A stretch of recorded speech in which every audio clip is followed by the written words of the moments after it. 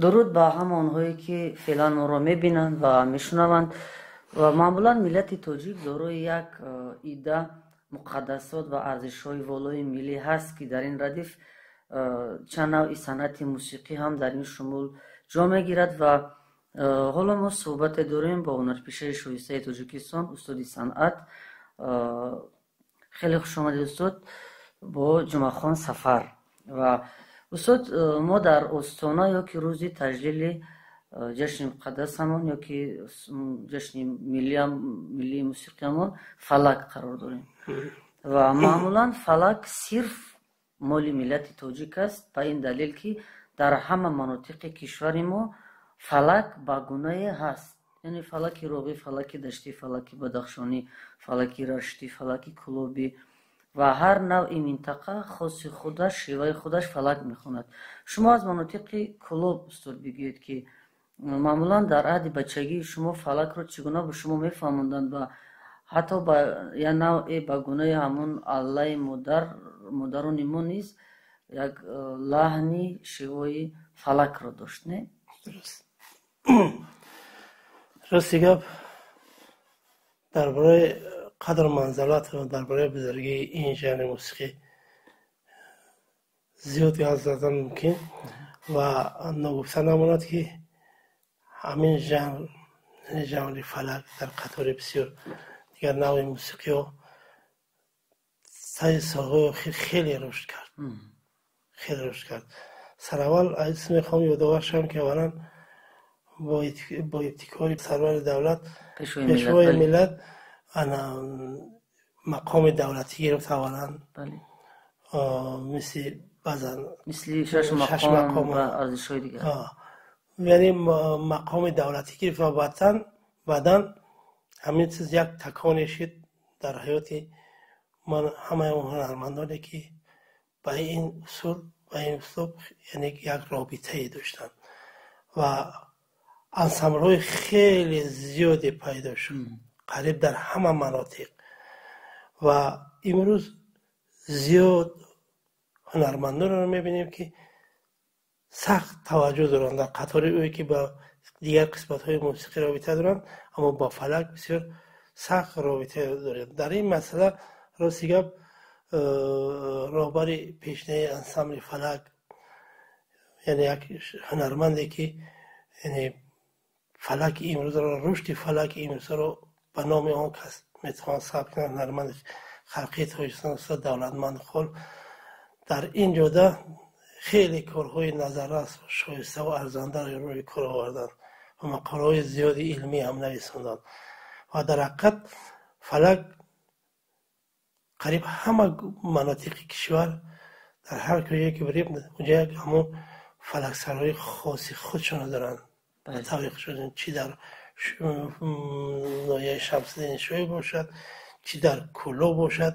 فرض کنیم حتی همین فلک خواندن‌های مردم دشتیم که آنها خیلی نزدیکن در همونجا هم آنها از یکدیگر فرق میکنن.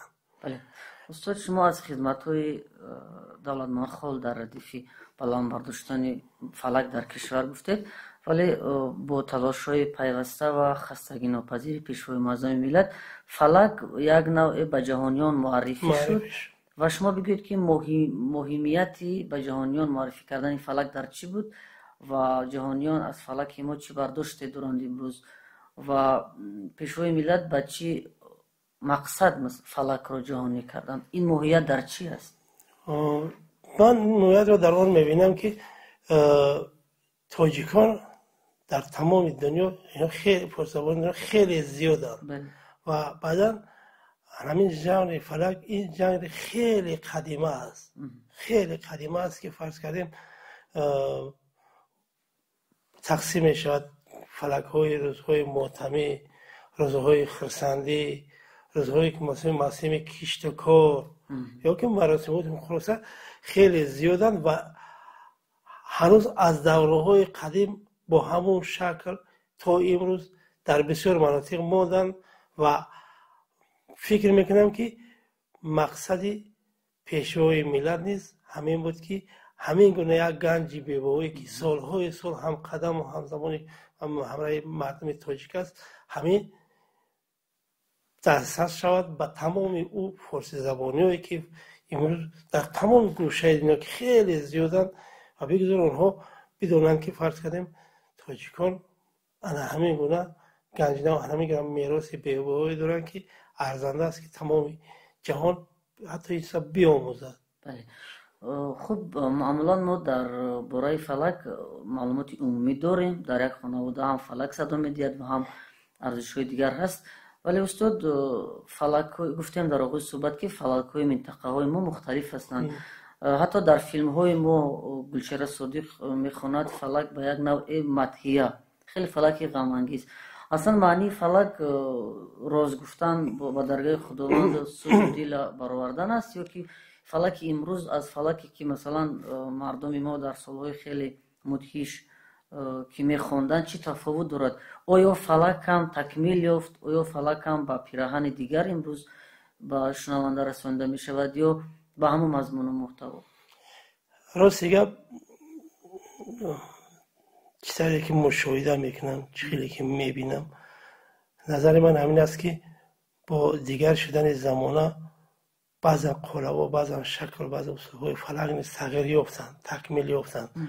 و چیزی که بسیار خوب قید کرده در حقیقت از روی او مفهوم و از روی او چیزی که در اندیشه ما مانده است و از کلانترها و از صدا شنویدیم آموختیم و دیدیم، یعنی اساسا فلک یعنی یک راز است، یک فریاد است، یک فیغانی است که فرض کنیم به جانب خداوند.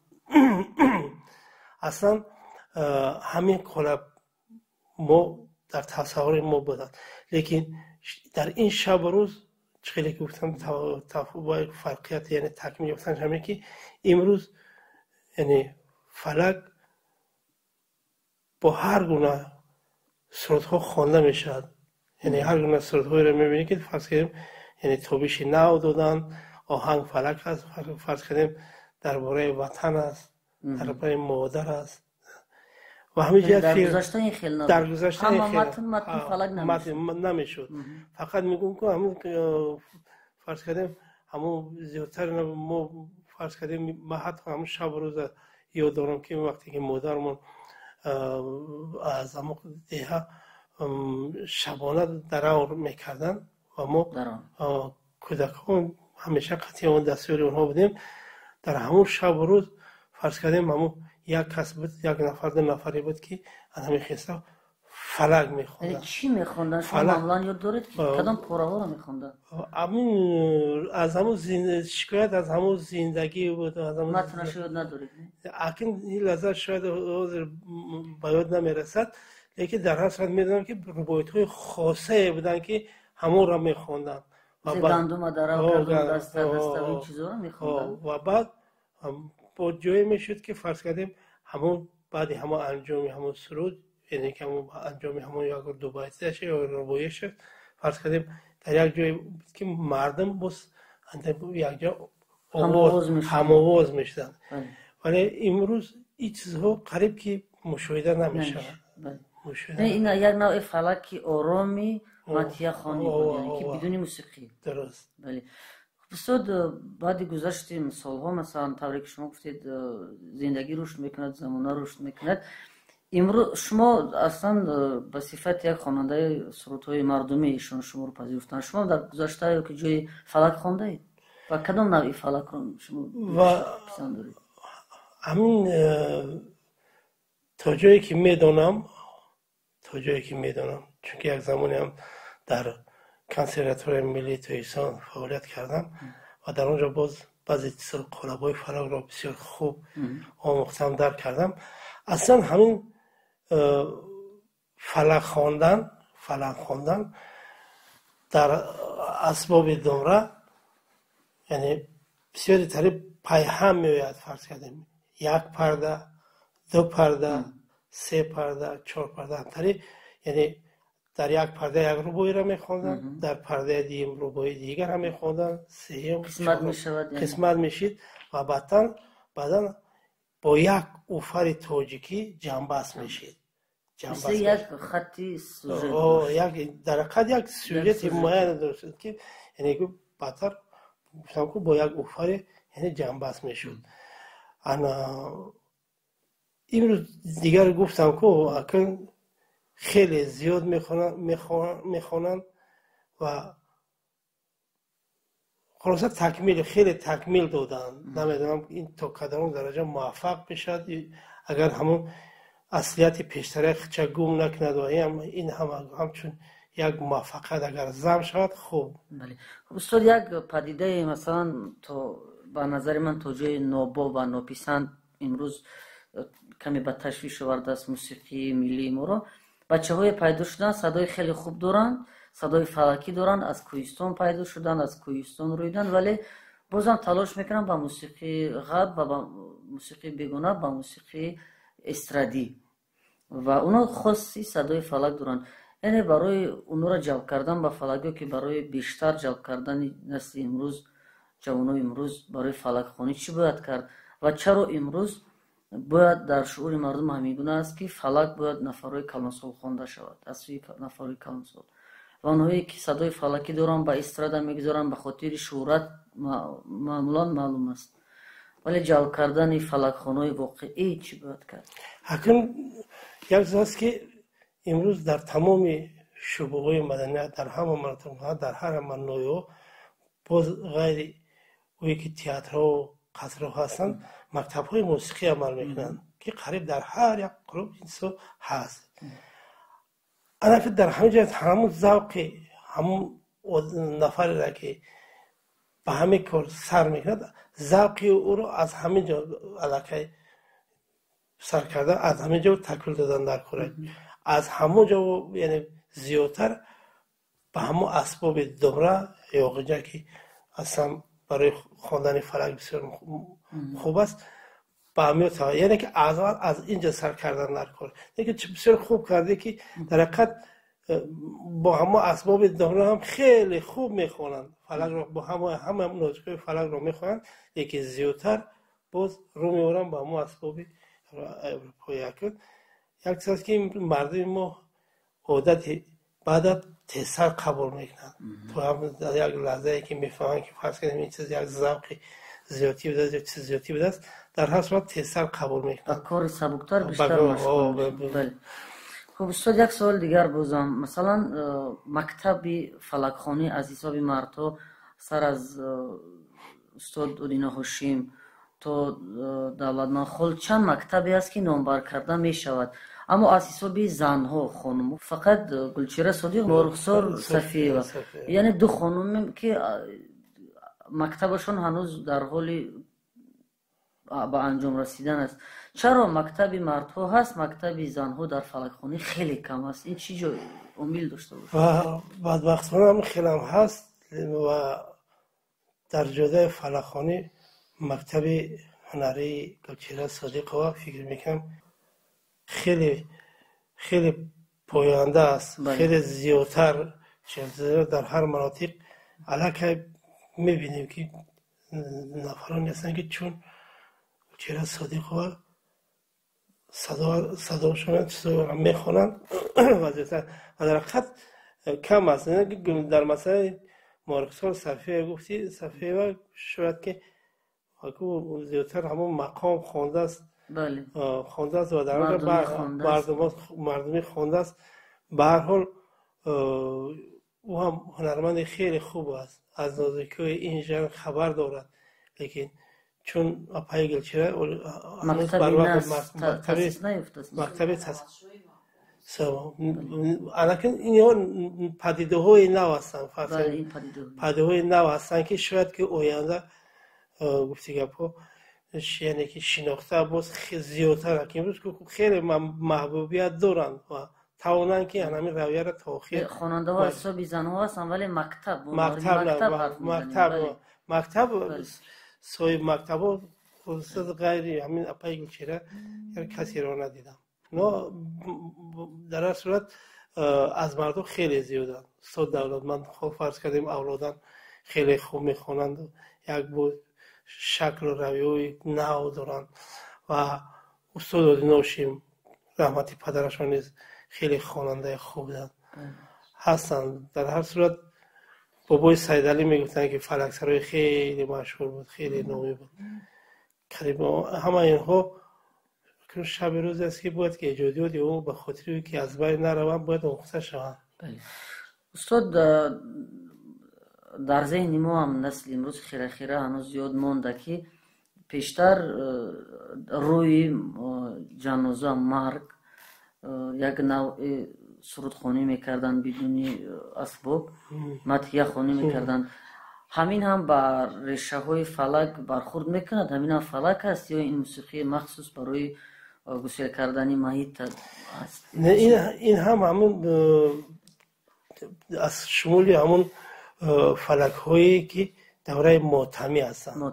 ماتمی و این گونه سرود خواندن ها از دوره قدیم بین مردم رایج بود. معلوم بود. یعنی وقتی که امروز در روی منمون در یک جنازه میریم زیادتر میبینیم فرض کنیم که از آنها داد و فیغان میکند یا که یک حسرت میکند و بدتر زنها با او همراه میشن. و همین گونه پیشتر همین گونه مدحها نیز بودن، مدحهایی بودن که غیر اویی که همون شدت گریه زنها را باز زیادتر میکردن هم ناله میکردن و غیر این ناله میکردن و سرودهای ماتمی میسردن، یعنی یک حسرت میسردن. و در این جوره در طبیعت مردم کلوب موفق همین استاد دولتمند همراه برادرانش علمتر میخوندن و شادروان قربان زردک. همین دو نفر میدونم که در همین جوده خیلی موفق بودن و مردم همیشه یادشون میکنن. این همه معمول یک میگم که یک نوع فلکی است که تنها سرده میشه در همه هنگام ماتم. بله استاد، حالا در نزد کمیته تلویزیون و رادیو انسامبل دولتی فلک فعالیت میکند و حالا به نظر شما به صفت یک موسیقی شناس، به صفت استادی صنعت، کاری انسامبل فلک قناعت بخش هست برای تربیه بچه ها، برای تربیه نسل آینده، برای ادامه دادن فلک، استوار شدن این مکتب؟